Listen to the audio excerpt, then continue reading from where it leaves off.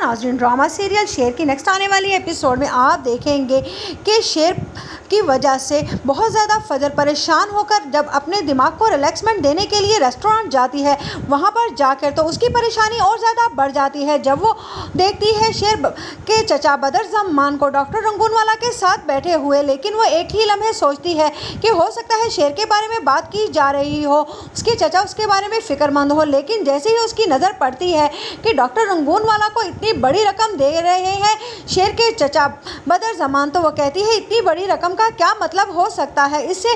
फजर की सारी उलझनें दूर होने लगती हैं और उसे समझ आ जाती है कि शेर जिस मेडिसिन के बारे में बात कर रहा था कहीं कुछ गलत तो नहीं हो रहा। और जैसे ही वो वहाँ से निकलने लगती है तो उनकी पिक्चर्स ले आती है ताकि वो शेर के दिल में अपने लिए मोहब्बत का जज्बा पैदा कर सके और बता सके कि वो उसकी दुश्मन नहीं बल्कि उसके दुश्मन उसके अपने हैं, उसके पास ताकि कोई सबूत भी हो। उधर आप देखेंगे कि डॉक्टर रंगूनवाला उसे बार बार कहते हैं फजर से कि तुम शेर से दूर रहो, क्योंकि वो जानते हैं कि फजर बहुत ही ज़्यादा सिंसियर हो रही है शेर के साथ। कहीं ये ना हो कि उनकी आने वाली रकम पर लात ही पड़ जाए और फजर शेर का इलाज करके उसे बिल्कुल ठीक कर दे। इस तरह तो और रंगूनवाला को कोई भी रकम नहीं मिलेगी उसकी चचा की तरफ से, और उल्टा ही उसे ये ना हो कि अपनी जान से हाथ धोना पड़ जाए, क्योंकि वो बहुत ही बुरी तरह से ब्लैकमेल हो रहा है अब शेर के चचा के हाथों। उधर आप देखेंगे कि जब शेर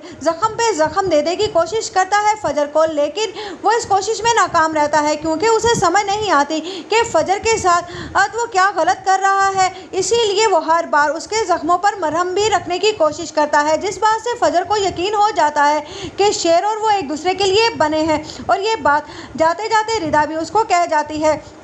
कि मुझे लगता है कि तुम इसकी ज़िंदगी में आई ही इसकी मुश्किलात का हल करने के लिए हो। इसीलिए फजर तहिया कर लेती है कि अब उसे शेर का बाजू बनना है और उसके लिए उसकी परेशानियों का हल भी उसे ही निकालना होगा। वो शेर को एतमाद में लेकर बदरज़मान और उसके साथ डॉक्टर रंगूनवाला की सारी पिक्चर्स दिखाती है और कहती है जिसे तुम दुश्मन समझते हो